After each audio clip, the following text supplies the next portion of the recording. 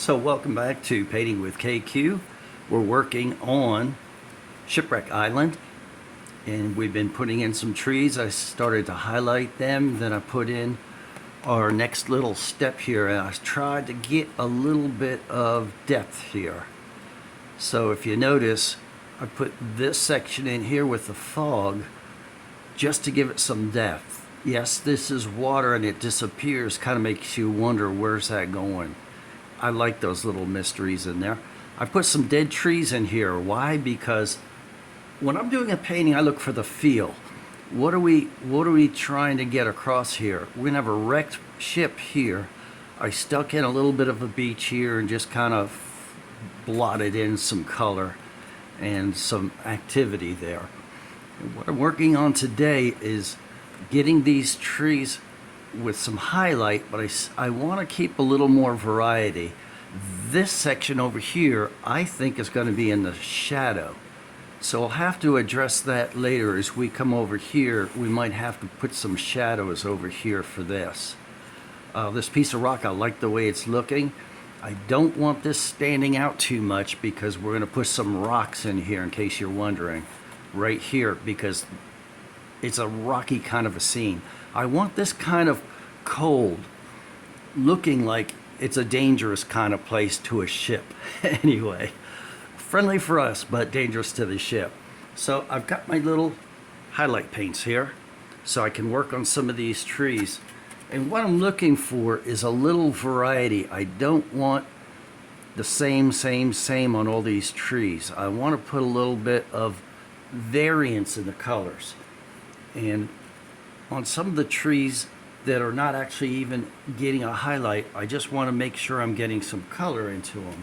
So I'm going to change the basic color. Now you'll remember when we were doing the underpaint for the trees, what I did is I varied the color some. And what I want to do, I'm going to come back on this brush and I want to put a little variety of color in here. This is an interesting paintbrush. In case you haven't seen our other videos, I took a fan brush and I trimmed it down.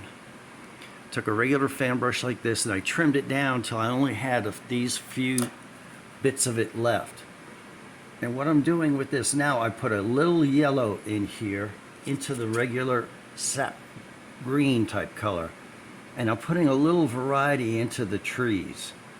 Not necessarily big fat highlights.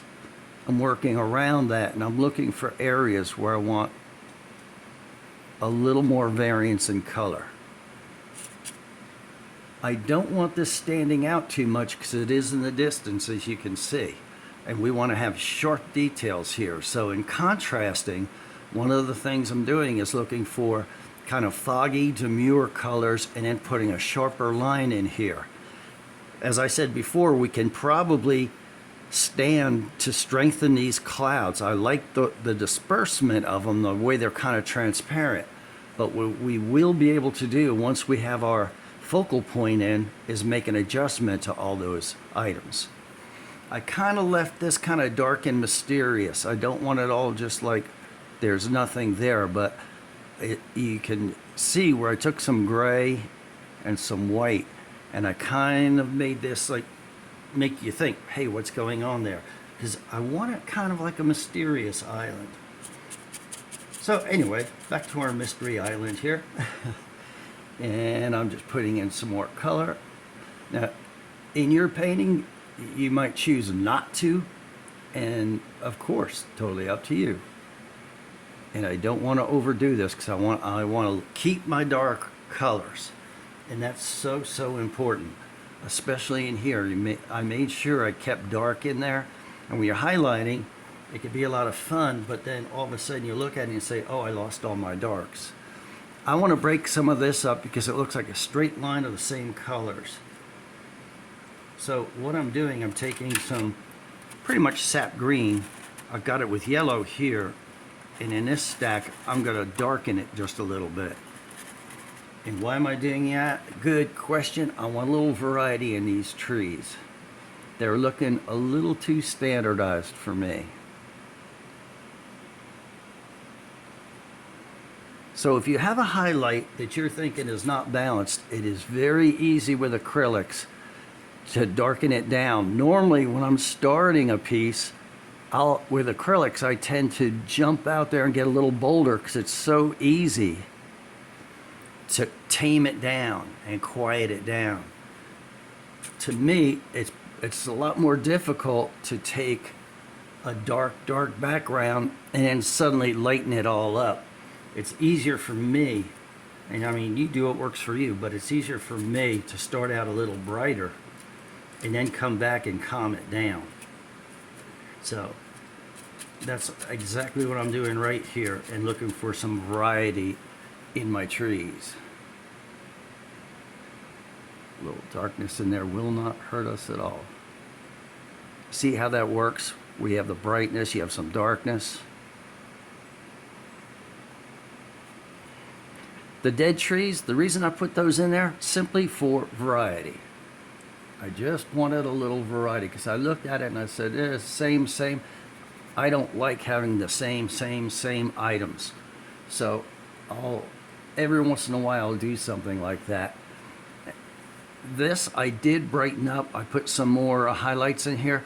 We're going to wait with that until we get this boat in, and then we're going to come along and re-highlight this. Now on this side, I'm actually more interested in some more darks in here. And of course, you know the reason why. This is in the shadow. So I'm starting off with pretty dark enhancements here. And then I can come back and put some sap green in there to brighten it up. But see how that looks nice and shadowy now. So if you have a piece that you don't like when you're putting that in, you say, oh, I want a bush here. Well, there you go. Very simply done. Back to our darks.